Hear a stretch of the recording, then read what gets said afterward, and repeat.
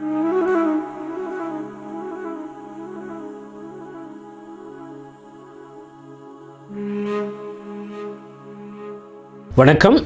நான் hypno mind surgeon hypno doctor Rajarajan. திருப்பூரில் Avinashi main ரோட்டில் அம்மாபாளையம் அப்படிங்கிற இடத்துல என்னுடைய பாடி கேர் கிளினிக் அப்படிங்கிற நேமில் கிளினிக் வச்சு நடத்திட்டு வர்றேன். இதில் மனரீதியான பாதிக்கப்பட்டவங்களுக்கு எந்த வகையான மருந்து மாத்திரைகள் இல்லாமல் முழுமையாக மனநோய்களை குணப்படுத்தி மிக வெற்றிகரமாக நடத்தி வருகிறேன். அந்த வகையில் இப்போ நாம் பார்க்க போகிறது பொள்ளாச்சி கோடீஸ்வரர். சரி, இவருக்கு என்ன ஆச்சு என்ன அப்படின்னு பார்க்குறங்கிற போது, பொள்ளாச்சியிலிருந்து ஒரு நண்பர் ஒருத்தர் பல முறை எங்களோட ஃபோன் பண்ணி எங்களோட தொடர்பு கொண்டு எனக்கு இந்த மாதிரி ஒரு பிரச்சனை இருக்குது, எனக்கு ஹிப்னோ ட்ரீட்மெண்ட் வேணும் அப்படின்னு சொல்லிட்டு என்னை ஃபோனில் கான்டாக்ட் பண்ணார். அவருக்கு நான் அப்பாயின்மெண்ட் கொடுத்து அவர் என்னை பார்க்க வந்தார். வந்தபோது அவர் மிகப்பெரிய கோடீஸ்வரர், கிட்டத்தட்ட 1000 கோடிக்கு சொந்தக்காரர்.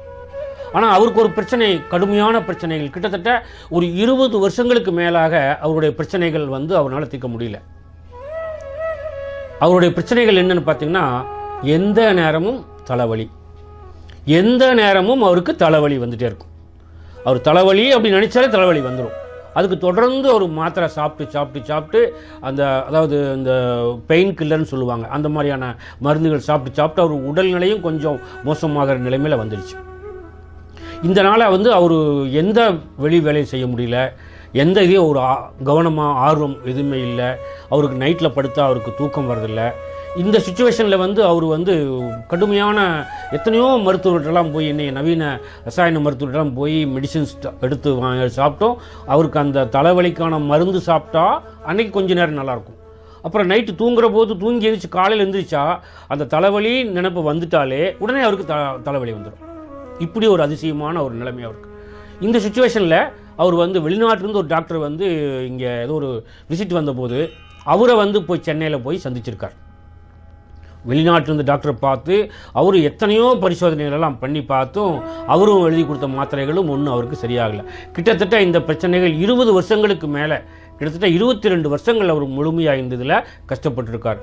இதனால் அவருடைய குழந்தைகளை அன்பாக கொஞ்சம் முடியல, மனைவி கூட தன்னுடைய இயற்கையான சாதாரண இயல்பான ஒரு குடும்பம் நடத்த முடியல, மனைவி கூட ஒன்றா சேர்ந்திருக்க முடியல. இப்படி பல பிரச்சனைகள் அவருக்கு பார்த்திங்கன்னா 1000 கோடிக்கு மேலே சொத்து இருக்குதுன்னு சொன்னேன். அது மட்டும் இல்லாமல் 100கணக்கான ஏக்கர் பூமி இருக்குது. அவர் பெரிய பெரிய சிட்டிஸில் அப்பார்ட்மெண்ட் பில்டிங்கே அப்படி வாங்கி போட்டிருக்கார். அதாவது பார்த்திங்கன்னா அப்பார்ட்மெண்ட் வீடு கிடையாது, பில்டிங், ஒரு 10 வீடு 15 வீடு இருக்கிற அந்த பில்டிங்கே வாங்கி போட்டு அத்தனை அவருடைய அசட்டாக இருந்துட்டு இருக்குது.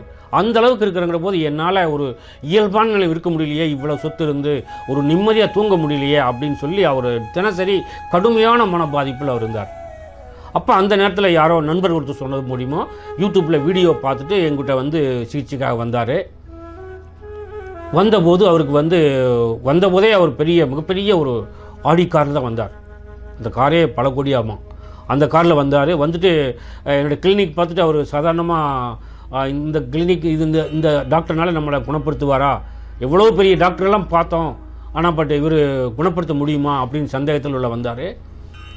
அப்புறம் அவர் கேட்டேன், 22 வருஷமாக எனக்கு கடுமையான மன பாதிப்பு சார், இந்த இதனால் தலைவலி, எந்த நேரத்தில் தலைவலி நினைச்சாலே தலைவலி வந்துருச்சு. மாத்திரை சாப்பிட்டோன்னா கொஞ்சம் நேரம் சரியாக இருக்கும், திரும்பி உடனே வந்துடும். அப்படி அந்த மாதிரி இருக்குது. இதுக்கு எத்தனையோ எல்லாம் செஞ்சு பார்த்து ஒன்றும் முடியல, தயவுசெய்து ஹிப்னோ மூலியமாக இது சரி பண்ண முடியும்னு கேள்விப்பட்டிருக்கேன். அதனால் எனக்கு கொஞ்சம் தயவுசெய்து எனக்கு எனக்கு ஒரு விடுதலை பண்ணி கொடுங்க அப்படின்னு அவ்வளோ ரெக்வஸ்ட் பண்ணி கேட்டார். சரின்னு சொல்லி போட்டு அப்புறம் அவர் டீட்டெயில்ஸ் எல்லாம் வாங்கிட்டு அப்புறம் அவருக்கு இந்த ஹிப்னோ ஆழ்மன சிகிச்சை அப்படிங்கிற பற்றி என்ன அப்படின்னு விளக்கமாக சொல்லி புரிய வச்சு, நீங்கள் ஒத்துழைப்பு கொடுத்தீங்க அப்படின்னா முடிந்த அளவுக்கு ஒரே ட்ரீட்மெண்ட்டில் உங்களை சரி பண்ண முடியும். ஆனால் 20 வருடங்களுக்கு மேலே இருக்கிறதுனால நீங்கள் 2-3 ட்ரீட்மெண்ட்டுக்கு வர வேண்டியிருக்கும் அப்படின்னு சொல்லிவிட்டு அதை பற்றி விளக்கமாக சொல்லிவிட்டு அவருடைய ஹிப்னோ ஆழ்ந்த தூக்க நிலைக்கு கொண்டு போய் அவருடைய மனசுக்குள்ளே இருக்கிற அந்த பிரச்சனைகள், இந்த 20 வருஷமாக இருந்த பயம், தலைவலி மேலே இருந்த பயம், அந்த டென்ஷன், கோபம், படபடப்பு, அதாவது தனக்கு வந்துருமோ அப்படிங்கிற ஒரு கெட்ட சிந்தனை, பேட் தாட்ஸ் எல்லாத்தையும் அழித்து மனசை முதல்ல தூய்மைப்படுத்தப்பட்டது. ஒரு மனிதனுக்கு மனசை தூய்மைப்படுத்தினாலே அவனுடைய மன ரீதியான பாதிப்புகள் முழுமையாக குணம் அடைஞ்சிருன்னு அர்த்தம். இது யாருமே செய்யறதில்லை. அந்த டெக்னிக்கலை நான் கண்டுபிடிச்சிருக்கேன், இதுதான் உண்மை. ஸோ அப்போ அடுத்தது பார்த்தீங்க அப்படின்னா அவருடைய எதிர்காலத்துக்கு மேலே இனி இந்த ஜென்மத்தில் வாழும் காலம் வரைக்கும் அவருக்கு தலைவலியே வராது அப்படின்னு சொல்லிட்டு அவருடைய ஆள் மனசுக்குள்ளே பதிவு பண்ணிச்சு. ஆரோக்கியம் சார்ந்த சில நல்ல பதிவுகள் ஆள் மனசுக்குள்ளே பதிவு பண்ணிச்சு. அப்புறம் அவர் இடையில சொன்னார், என்னுடைய வாழ்க்கை காலத்தில் குறைஞ்சது ஒரு 2500 கோடியாவது நான் சம்பாதிக்கணும், அந்த அளவுக்கு எனக்கு என் ஆள் மனசை தயார் பண்ணி விடுங்க அப்படின்னு சொல்லி சொன்னார். முதல் ட்ரீட்மெண்ட் முடிஞ்சு ஒரு வாரம் கழித்து 2வது அமர்வு சிகிச்சைக்கு வந்தார்.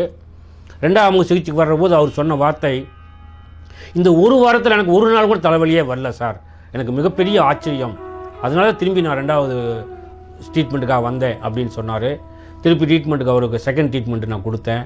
ட்ரீட்மெண்ட்டு முடிச்சோடனே அவருடைய ஆள் மனசுக்குள்ளே இருக்க அந்த கெட்ட பதிவுகள், பயம், மறதி, கோபம், இந்த மாதிரி அத்தனை அழித்து, நைட்டில் படுத்த தூக்கமின்மை அப்படிங்கிறது எல்லாத்தையும் அழித்து மனசை தூய்மைப்படுத்தி அவருடைய ஆள் மனசுக்குள்ளே திரும்பி நல்ல செயல்கள், அது ஆரோக்கியம் சார்ந்த நல்ல பதிவுகள் பதிவு பண்ணி எதிர்காலத்தில் மிகப்பெரிய தொழிலதிபர் ஆகணும், கோவை மாவட்டத்திலே மிகப்பெரிய தொழிலதிபர் ஆகணும் அப்படின்னு சொல்லிட்டு அவருக்கு ஒரு ஆள் மனசுக்குள்ளே பதிவு பண்ணி சிகிச்சை முடிச்சுது.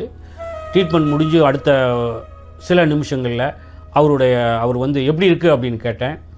அவர் சேரில் உட்காந்துட்டு இருந்தவர் அப்படியே கையெடுத்து இப்படியே கும்பிட்டுட்டே இருந்தார். என்ன ஆச்சுங்க, ஏன் இப்படி கையெடுத்து கும்பிட்றீங்க அப்படின்னு கேட்டார். அப்போது அவர் சொல்கிறாரு, நான் 2500 கோடி ரூபாய் எதிர்காலத்தில் நான் சம்பாதிச்சிட்டா எனக்கு என்ன ஒரு மன சந்தோஷம், ஒரு திருப்தி, ஒரு ஒரு ஒரு நிலை இருக்குமோ அந்த நிலை இப்போ எனக்கு வந்துட்ட மாதிரி இருக்குது சார். மனசுக்குள்ளே அவ்வளோ சந்தோஷமாக இருக்குது, என்னால் வெளியே சொல்ல முடியல, நான் என்ன பண்ணுறேன்னே தெரியல, அவ்வளோ சந்தோஷமாக இருக்குது, இப்படி ஒரு மனசு ஒரு புத்துணர்ச்சியாக இருக்குது, இவ்வளோ சீக்கிரம் என் பிரச்சனை சரியாகும்னு நினைக்கவே இல்லை, ரொம்ப நன்றி அப்படின்னு சொல்லி போட்டு அவ்வளோ பெரிய ஒரு கோடீஸ்வரர், மிகப்பெரிய கோடீஸ்வரர், 2500 கோடிக்கு சொந்தக்காரர் ஆக போகிறவர், ரொம்ப அப்படியே தேங்க்ஸ் சொல்லிவிட்டு 2-3 டைம் கையெடுத்து கும்பிட்டுட்டு நன்றி சொல்லி விடைபெற்றார். இப்போது இந்த இதில் பார்த்தீங்க அப்படின்னா ஒரு மனிதனுடைய ஆழ் மனம் பாதிக்கப்பட்டால் அந்த பாதிப்பின் வெளிப்பாடுகள் தான் மனநோய்கள், மனப்பிரச்சனைகள். இவருக்கு ஏதோ ஒரு இடத்துல எப்படியோ ஒரு இடத்துல ஆழ் மனம் பாதிக்கப்பட்டிருக்கு. அந்த பாதிப்பினுடைய வெளிப்பாடுகள் தான் அவருடைய தலைவலி. இப்போ தலைவலி ஏன் வந்துச்சு, மனதானம் பாதிக்கணும்? ஒரு சிலருக்கு பார்த்தீங்கன்னா ஆழ்மனம் பாதிக்கப்பட்டால் அந்த பாதிப்பின் வெளிப்பாடுகள் பயம் அப்படின்னு ஆரம்பிக்கும்.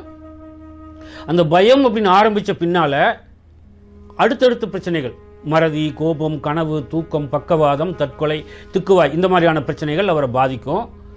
இப்போ ஒரு சிலருக்கு பார்த்தீங்கன்னா அந்த பயம் அப்படின்னு பாதித்த பின்னால் மற்ற மனநோய் பாதிப்புகள் நிறைய பேருக்கு பாதிக்காது, ஒரு சிலருக்கு மட்டும். அப்போ அந்த நபர்களுக்கு என்ன ஆகும் அப்படின்னா அவருடைய உடம்புல எந்த ஒரு உறுப்பு சரியான முழுமையாக ஆரோக்கியமாக செயல்படாமல் இருக்குதோ அந்த உறுப்பு பாதிக்கப்படும். அது எந்த உறுப்பாலும் சரி. பொதுவாக பார்த்தீங்க அப்படின்னா தலைப்பகுதியில், வயிற்றுப்பகுதியில், முழங்கால் பகுதி, இந்த 3 பகுதிகளும் பாதிக்கப்படும். இப்போ சிலருக்கெல்லாம் பார்த்தீங்கன்னா வயிற்றில் எந்த பிரச்சனையுமே இருக்காது, எல்லா பரிசோதனையும் இருப்பாங்க, ஆனால் எல்லாமே நார்மலாக இருக்கும். ஆனால் அவங்க வயிற்று வலி மட்டும் தாங்க முடியாமல், நீங்கள் பத்திரிகையெல்லாம் கூட பார்த்துருக்கலாம், தலைவலினால் சூசைட் பண்ணிட்டாங்க, தூக்கு போட்டு இறந்து போயிட்டாங்க அப்படின்னு கூட. ஏன்னா அந்தளவு கடுமையான வழியாக இருக்கும். எந்த டாக்டராலும் அதை சரிப்படுத்த முடியாது. டாக்டருக்கு போனோம் அப்படின்னா ஒரு வயிற்றுக்கு தான் ட்ரீட்மெண்ட் கொடுப்பாங்க. ஆனால் அது பிரச்சனை என்னென்னா மனம் சார்ந்தது. ஆழ்மனம் பாதிக்கப்பட்டவனுடைய வெளிப்பாடு தான் இந்த மனநோய் உடல் நோயாக மாறிடுது. ஓகே, மீண்டும் அடுத்த சந்திப்போம். நன்றி, வணக்கம்.